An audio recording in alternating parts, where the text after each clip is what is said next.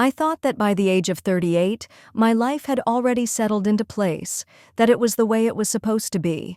I had a house, stability, a husband, everything society says should signify well-being. Jake was a good man, an accomplished architect, successful in his career, earning enough so we could live comfortably. Everyone around us saw us as the perfect couple, but only I knew what was really happening behind the closed doors of our home. Evenings usually fell into a heavy silence, only broken by the sounds of his work or the television. We didn't talk anymore. The space between us had become so vast, I could almost feel it, thick, like a fog. I stopped feeling alive. My world shrank to the endless cycle of cleaning, cooking, and checking off mundane tasks. I had once dreamed of becoming a writer, but reality had swallowed me whole, leaving only the residue of old aspirations. Every time I thought of those days when writing felt like breathing, I pushed the thought away as if it was an old, forgotten part of me, a distant memory of who I used to be, buried under years of routine and obligation. Jake and I didn't argue. It wasn't like that. It was worse. We were simply numb. The words love, passion, hope seemed like foreign concepts. They existed only as distant echoes in my mind. The truth was, I wasn't sure when the last time I had truly felt connected to him was. Maybe it was when we first moved in together, or before the house became just another thing that needed maintenance. Now I merely existed next to him, like two people who had once loved each other, but had slowly forgotten how. I had learned to ignore the sinking feeling in my stomach whenever I looked at Jake, the bitter taste of resignation that followed every shared glance, every awkward silence. But there was something deeper, something raw, that I had kept hidden from myself, an awareness that life had become a quiet, suffocating lie. And in the midst of it all, I wondered if I would ever wake up from this dream I'd convinced myself was real. One afternoon, I ran into Amber, an old friend from my university days. She was the kind of person who radiated energy, always full of life and enthusiasm. We hadn't seen each other in years, and when we sat down at a small cafe, it felt like a moment frozen in time, a brief escape from the monotony of my routine. She looked the same, vibrant and carefree, the contrast to the hollow version of myself that had slowly emerged over the years.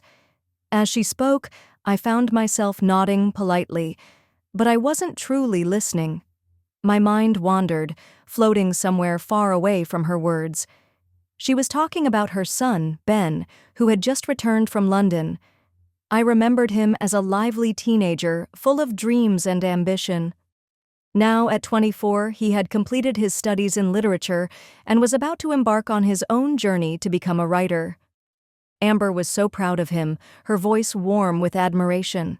She spoke about him with a glimmer in her eyes, as if his passion was the thing that kept her connected to the world outside her own. I smiled, but her words barely reached me. It wasn't that I didn't care, but something about hearing her talk about Ben's passion for writing reminded me of something I had lost long ago, something I couldn't quite touch, but desperately wanted to. For a moment, I felt a sharp pang of envy. How easy it seemed for her to be proud of her son, to be involved in something so full of life, of hope. She told me that Ben was planning to write a novel and that he was eager to share his progress with anyone who would listen.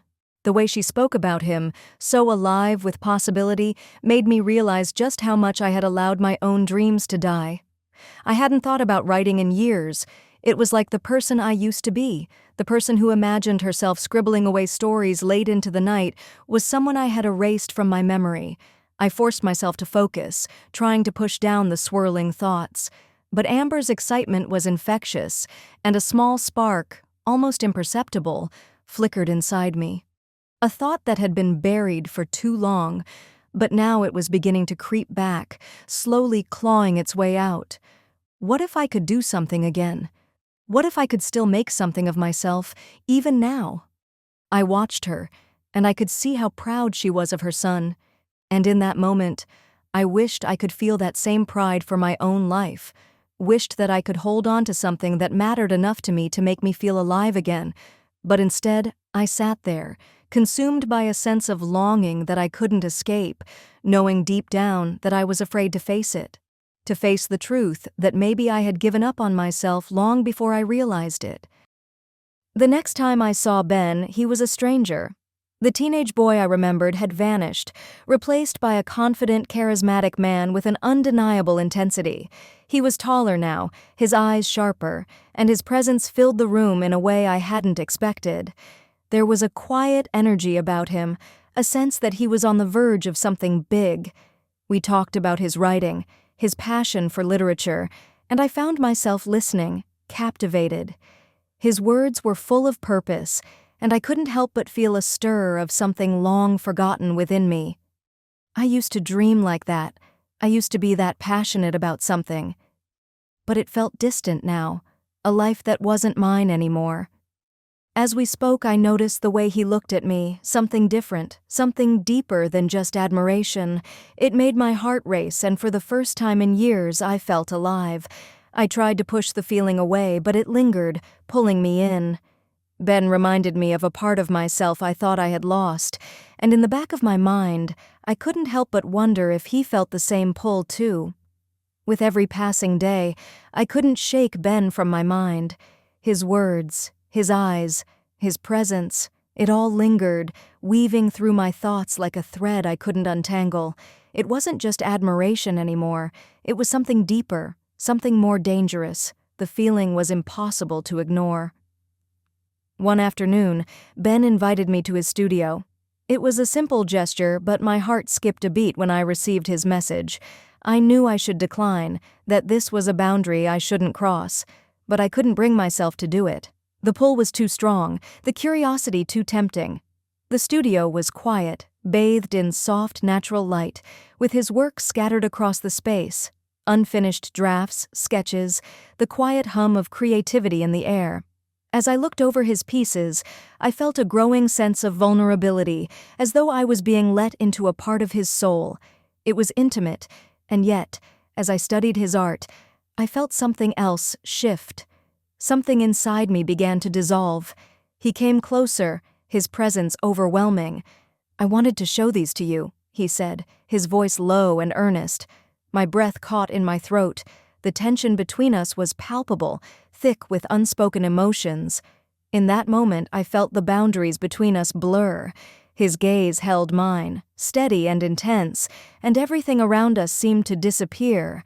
I knew I should pull away, but I didn't. I couldn't. When he reached out to touch my arm, it was like a spark ignited between us. The connection was undeniable. And when he leaned in, his lips brushing mine for the first time, I lost myself. It wasn't just a kiss. It was a moment of awakening, where everything I thought I knew about my life crumbled. I couldn't stop it. I didn't want to. The life I had built, the lines I had drawn, all of it vanished in that instant. The days that followed were a blur, my thoughts tangled in the aftermath of that kiss. I couldn't stop thinking about Ben, about the way his presence made me feel, the way his words stirred something in me that I thought was gone forever. It wasn't just his physical closeness, it was the way he made me feel alive in a way I hadn't felt in years. The weight of the mundane, the routine of my life, all seemed so distant now, almost irrelevant. He called me again, asking if I wanted to meet. I knew I shouldn't, that I was walking down a path I couldn't return from, but every fiber of my being screamed for more. I was already in too deep, and I was terrified of what would happen if I let go. My rational mind fought against the pull, but it was too late. The part of me that had been dormant for so long had been awakened, and it was hungry. Hungry for connection, hungry for passion, hungry for life. When I arrived at the studio, the air was heavy with anticipation. Ben greeted me with a quiet smile, his eyes gleaming with a knowing look. We didn't speak much at first, but the silence between us was charged with something electric. Every glance, every movement felt like it carried a weight that both scared and thrilled me. The pull between us was undeniable, and I could feel myself surrendering to it. He stepped closer, his voice low. "I've been thinking about you." His words settled into my skin, making my heart race. And before I knew it, He was kissing me again, deeper this time, as though this was all that mattered. There was no hesitation, no second thoughts, just the raw intensity of the moment, the feeling of being seen, of being wanted. I should have stopped it. I should have pulled away, but I didn't. Each kiss, each touch, felt like an unraveling of everything I had known. It was as if my entire life, every decision I had made, had led me to this point. And yet, in that moment, I couldn't care less. I was lost in him, lost in the forbidden desire that had taken root deep inside me, and though I knew the consequences, though I knew the lives we were affecting, I couldn't find the strength to pull back. All I knew was that I was finally feeling something real, something that had been missing for so long, and in that fleeting, desperate connection, I couldn't bring myself to regret it. A few days later, Jake returned from his business trip. I could tell something had shifted in him, though I couldn't quite place what it was. He was unusually attentive, asking about my day, checking in on me with a tenderness that felt foreign, like he was trying to reconnect in a way we hadn't in years. I didn't know what to make of it. Was it guilt, or was he just trying to make up for the distance between us, the years of silence that had hung like a shadow over our marriage? The suspicion gnawed at me and I couldn't shake it. Something felt off, something I couldn't quite name. As the days passed, I noticed how carefully he checked his phone, how he would sometimes get a strange, almost guilty look when he thought I wasn't looking. It felt like he was hiding something from me, and that feeling turned my stomach. I couldn't ignore the unsettling feeling any longer. One afternoon, when he was in the shower, I found his phone lying on the kitchen counter. It was a split-second decision. I knew I shouldn't, but I grabbed it, my hands trembling. I told myself I was just looking for an explanation, something to make sense of his odd behavior. At first, I found nothing unusual. Emails, work messages, text threads I had seen before. But then I found it, a message from an unknown number. The words sent a chill down my spine. "When can I see you again?" My heart stopped. I stared at the message, trying to process what it meant. Who was he seeing? Was this the reason for his sudden attention? A strange wave of realization hit me, followed by a sharp pang of betrayal. It wasn't just me who had been hiding things. Jake had his secrets too. I could feel my world tilting, everything I thought I knew about our marriage beginning to unravel. The guilt and shame of my own actions washed over me, but it was quickly replaced by something else, something darker. Had I somehow sensed this? Did his sudden change in behavior mean he knew about me and Ben? I dropped the phone back onto the counter, my hands shaking. I didn't know what to do next, but one thing was clear. The fragile foundation of my marriage had cracked, and everything that had once felt safe now seemed like a lie. I couldn't keep the truth from Jake any longer. The weight of the secret, the feeling of betrayal, was suffocating. I had to confront him, even though I was terrified of what would happen next. I knew what I had done, and I knew the pain it would cause him. But it wasn't just my guilt I had to wrestle with. It was the growing realization that the foundation of our marriage had already been broken long before I crossed that line with Ben. The question was no longer whether Jake would forgive me, but whether I could forgive myself. We sat in the living room, the air thick with tension. Jake was unusually quiet, and his eyes were searching mine, as if he already knew. I couldn't look at him, couldn't find the words to explain what I had done, what I had allowed myself to become. Finally, I broke the silence. "Jake, I know about your secret." His expression didn't change. It was as if he was bracing himself for what I would say next. He wasn't angry, but I could see something in his eyes, something deep and sad. It wasn't the rage I had expected. Instead, it was a quiet acceptance. "You're right," he said softly. "There's someone else, but it's not what you think." I stared at him, not sure how to react. He wasn't denying it, but there was no defensiveness either, no blame, just a kind of resignation. He continued, his voice low. "I haven't been happy for a long time, Claire. Not really. And I think you know that. But it's not because of you. It's because of us. We stopped being us a long time ago. I tried to find something outside of this, something to feel again, to feel alive, But it's not love. It's just something else. Something that doesn't mean what it used to. I felt a wave of grief wash over me, a mix of shock and disbelief. We stopped being us. The words echoed in my mind, and I realized they were true. Our marriage had been hollow for a long time, and we had both been pretending it wasn't. We had both been searching for something, somewhere, but had never acknowledged the cracks forming under the surface. "I'm sorry," he said quietly, his voice breaking. "I wasn't happy either. I don't blame you for what happened with Ben. I know why it happened, but we can't go back to what we were, Claire." The finality of his words hit me like a blow. The truth was, I had been waiting for him to fight for us, to hold on to what we had. But he hadn't, and I hadn't either. We were both trapped in a web of silence, pretending everything was fine, when it hadn't been for a long time. We sat in silence for what felt like hours, the weight of our shared guilt hanging between us. Neither of us spoke, but it was clear that our marriage, like everything else we had built, was irreparably broken. In the end, there was no dramatic confrontation, no shouting or accusations, just a slow, painful unraveling. Neither of us had the strength to keep pretending anymore. It didn't take long for word to get around. Amber found out about me and Ben, though it didn't take much, just a glance, a rumor, or perhaps her own suspicion.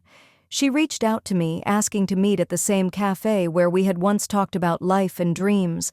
I knew what was coming, but I couldn't avoid it. Not this time. When I arrived, she was already there, sitting at a corner table, her eyes cold, her face a mask of hurt and betrayal. The warmth I had once felt in her presence was gone, replaced by a harsh silence that made the air feel heavy. She didn't waste time. "How could you?" Her voice was barely a whisper, but the pain in it cut through me like a knife. "I thought we were friends, Claire. I thought you were better than this. But you—" She stopped, her voice choking as the tears began to fall. I had no defense, no excuses. I tried to speak, but the words caught in my throat. The guilt was suffocating, the weight of everything I had done, of everything that had unraveled. Too much to bear. She wasn't angry, at least not in the way I expected. She was just heartbroken. "I don't know what to say," I whispered, my voice shaking. "I'm so sorry." She shook her head, her eyes filled with disappointment. "Sorry doesn't fix this, Claire. I don't know if I can ever forgive you." She stood up, the finality in her movement clear. "You've hurt us both, and now I'm done. I can't be a part of this anymore." And just like that, she was gone.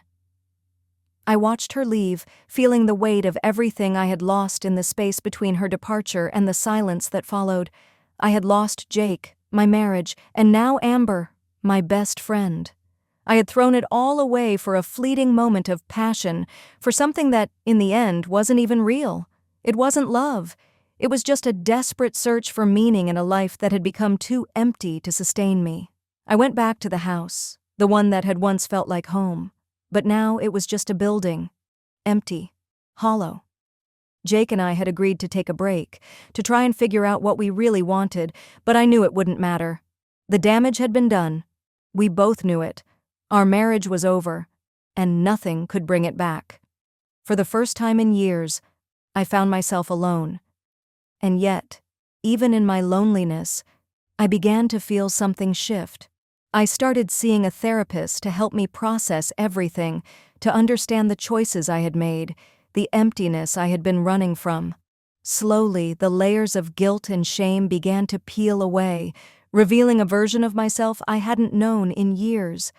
I started writing again, tentative at first, but the words came slowly, as if the act of creation was the only thing that could begin to make sense of everything. It was a long and painful road, but it was also a road toward rediscovery. It wasn't easy. There were days when the weight of my decisions felt unbearable, when I wanted to give up and sink into the comfort of the life I once had. But there were other days when the light of possibility broke through the darkness, when I remembered the dreams I had once held dear. The life I had known was gone, shattered beyond repair. But in the pieces of that brokenness, I found the courage to rebuild. It wasn't the life I had imagined, and it wasn't easy, but it was mine. And for the first time in a long time, I felt the stirrings of hope. A new life was waiting, and though I didn't know exactly what it would look like, I knew I was ready to begin again.